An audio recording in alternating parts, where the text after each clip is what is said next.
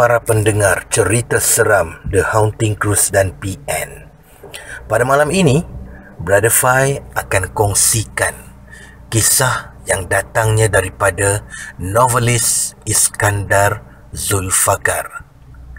Kisah daripada perkongsian seorang pembaca beliau dan diolah semula oleh Iskandar Zulfaqar. Kisah yang bertajuk Pengalaman Seram Pemandu Bas. Assalamualaikum dan salam sejahtera buat pembaca sekalian. Semoga semuanya sihat dan ceria belaka. Kali ini saya nak kongsikan kisah yang berlaku kepada seorang pembaca. Beliau mesej saya dan ceritakan pengalaman seram yang beliau alami. Pembaca ni bekerja sebagai pemandu bas kilang. Beliau akan menghantar dan mengambil pekerja kilang, tidak kiralah shift malam mahupun siang. Dalam mesej beliau tu, beliau kongsikan dengan saya kisah seram yang beliau alami. Macam biasa, saya minta izin beliau untuk berkongsi dengan anda semua. Alhamdulillah, beliau izinkan. Ceritanya begini. Adalah satu malam tu, beliau perlu mengambil pekerja-pekerja dari kilang dan menghantar mereka ke rumah masing-masing. Kebetulan, pekerja-pekerja tersebut rumah mereka di kawasan kampung. Jadi pembaca ni pun kenalah hantar di hujung kampung sebab bas tak boleh masuk kampung. Nak dijadikan cerita, malam tu jalan utama nak ke kawasan kampung tu ditutup sebab ada pokok tumbang di tengah jalan.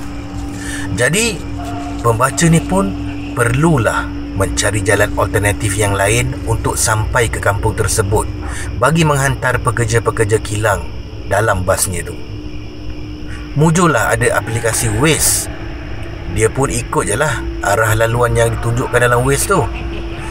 Jalan yang dilalui tu memang teruk.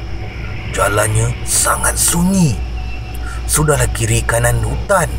Jarang sekali kenderaan lain melalui jalan tersebut. Pada awal lagi, pembaca ni dah tak sedap hati. Dia dah rasa lain macam sejak melalui jalan tersebut. Namun, disebabkan amanah yang beliau pegang, beliau pun redah juga. Setelah diredah, beliau akhirnya sampai juga ke hujung kampung tersebut. Setelah menurunkan semua penumpang, beliau pun berpatah balik untuk pulang semula ke rumahnya. Waktu ni, sekali lagi, dia berasa seram sejuk. Yelah, tak dikira okey lagi sebab ada penumpang dalam basnya. Tetapi, kali ni, dia seorang je kena redah jalan yang sunyi tu. Seperti yang beliau jangka, memang ada perkara pelik berlaku. Tiba-tiba, bas yang dipandunya tu terasa berat sangat. Tapi masa tu pembaca ni buat tak tahu je lah. Dia menganggap mungkin itu cuma masalah teknikal yang berlaku pada basnya saja. Jadi dia pun meneruskan pemanduan macam biasa. Malangnya, keadaan bertambah rumit apabila gegendang telinganya tiba-tiba saja menangkap bunyi tapak kaki sedang berlari-lari dalam basnya.